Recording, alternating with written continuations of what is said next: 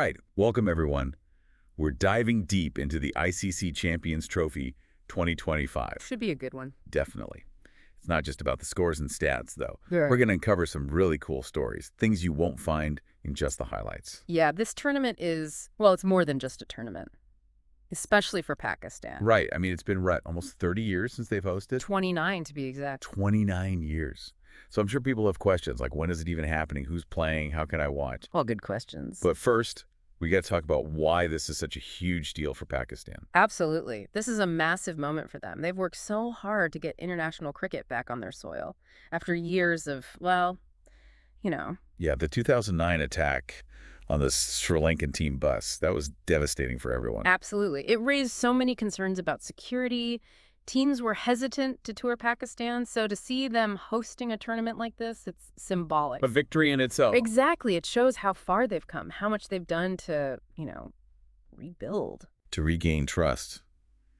Speaking of, you know who has a powerful story? Umpire Ahsan Raza. Oh, wow, yeah. He was actually injured in the 2009 attack. Right. And now he's umpiring at the Champions Trophy. Think about that. It's incredible, a real testament to his passion and resilience. Absolutely. Talk about overcoming adversity. Okay, so we've talked about, the significance, the history, but let's be real. Can Pakistan actually win this thing? They've been a bit up and down lately, haven't they? Yeah, bit unpredictable. One day they're beating Australia, the next they're losing to, New Zealand. Yeah, consistency is the key word, I think. They've got the talent, obviously. Players like Babar Azam, but I don't know, sometimes it seems like they rely too much on individual brilliance rather than working as a team. And then there's the captaincy change. Rizwan taking over for Babar. Has that changed anything? It's hard to say for sure. It's still early. But Rizwan's been doing all right. His batting average has actually gone up since he became captain. Right. But they've got some injuries. And their spin bowling, well, it's a bit untested. Plus the pressure of playing at home. It can't be easy. Yeah, it's a double-edged sword. The crowd can lift you up or, well, make things even more intense. Speaking of contenders, though, New Zealand's looking pretty strong. They've got a quiet confidence about them. They seem to have Pakistan's number lately, too, winning most of their recent matches. What's their secret? Well, I think they've been smart. They recognized how important it is to understand Pakistani conditions, so they've been touring there more than anyone else. So they've done their homework. Yeah. While Pakistan's trying to figure out their new captain and dealing with those missing players. Exactly. And New Zealand, they've got a solid, experienced squad. They're consistent. They rely on teamwork, not just one or two star players. And their spin attack. I hear that's something to watch out for. Yeah, Sander and Sodhi, they could be a real problem for Pakistan. Especially since Pakistan's not known for their strength against spin. Sounds like Pakistan's got the home crowd, the pressure, the expectations. And New Zealand's got the experience, the consistency, and the game plan. It'll be fascinating to see how that plays out. But let's not forget the big guys. India. Yeah. The reigning T20 champs. They're coming in as the clear favorites. Can anyone stop them?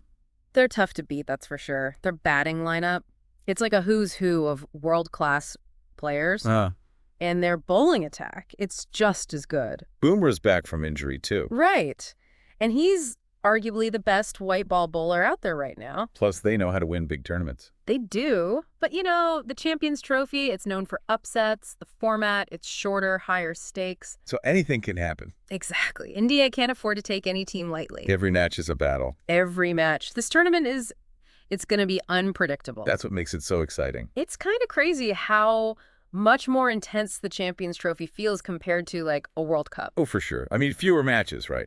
Less room for error. Exactly. Every game is basically a knockout match. Makes things interesting.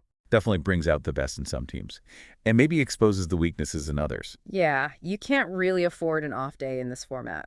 No time to experiment. Got to be on your game from the get-go. So momentum is huge. Get a couple of wins early, and you're in a good spot. Absolutely. For fans, it's great. Every match matters. High stakes from the very beginning. Keeps things exciting. Speaking of pressure, let's talk about Pakistan's chances. Amazing opportunity to showcase their skills at home. But a ton of pressure, too. Can they handle it? It's the big question, isn't it? We know they've got the talent. But can they be consistent? Their batting can be explosive. But sometimes they struggle against, really good bowling. Yeah. And Babar Azam, he's world-class, but he hasn't been in top form lately. Plus, they're missing a few key players, injuries. Right. And their bowling attack, which is usually their strength, they've got some injury concerns there too, right? Yeah, Harry Srauff, one of the best death bowlers in the world. He's carrying a niggle. If he's not fully fit, that's a big blow for Pakistan. So pieces of the puzzle are there, but they need to find a way to make it all work. Do you think Rizwan's captaincy could be the difference? He's shown some good signs, definitely brought a sense of calm to the team, Yeah. and his own batting's improved since he took over. But leading in a tournament like this, it's different. Way more intense. The whole world's watching. Right. Expectations are sky high. Every decision gets scrutinized. Exactly. And Rizwan has to handle all of that while managing the expectations of the home crowd, too. Not an easy task. Let's shift gears a bit. New Zealand. They're quietly becoming a real contender. Experienced, consistent. They always seem to peak at the right time in these ICC tournaments. Yeah, they're well-rounded, solid batting lineup, strong bowling attack, and Santner, he's a clever captain. They seem to understand Pakistani conditions really well, too. All those recent tours have probably helped. No doubt. They've done their research, they know the pitches, they've got strategies that have worked against Pakistan before. And that spin attack, we talked about it earlier, could be a real weapon on these pitches. Yeah, Santner and Sodhi could be a real handful for the Pakistani batsmen. Plus, they've got a strong leadership group. Williamson, Southey, guys who've been there, done that. Brings a lot of calm to the team. They might not have the flashy names, but they're always a threat. They've got that quiet confidence. You can't underestimate them. Okay, time to talk about the big elephant in the room. India. India, the favorites. Star-studded lineup. They seem unbeatable. Can they add another Champions Trophy to their collection? Well, on paper, they're the team to beat. Their batting is just ridiculous. Rohit Sharma, Kohli, Rahul, Gill, they can score runs so quickly. It's a nightmare for any bowling attack. And their bowling's no joke either. Nope. Boomer back in form is a game changer. And then you've got Jadeja and Chahal in the spin department. They can exploit any turn on those pitches. Plus, they've got the experience. They know how to win. They do. But, and this is important, the Champions Trophy is a different beast. The shorter format, the knockout stages, it can create upsets. So while India might be the favorites, they can't get complacent. Definitely not. Any slip up and they could be going home early. We've focused a lot on the top contenders. What about the other teams? Australia, England, South Africa, Afghanistan. Any chance they could shake things up? Australia, even without a few of their big names, they're always dangerous. They've got that fighting spirit. And some exciting young players. If they can get some momentum early, watch out. England, they were runners-up in 2017. They'll be looking to make a statement. Their batting is powerful, but they've been a bit inconsistent. If they can find their form, though, they can beat anyone. What about South Africa? So much talent. But they need to play as a team. If they can do that, they could surprise some people. And then there's Afghanistan.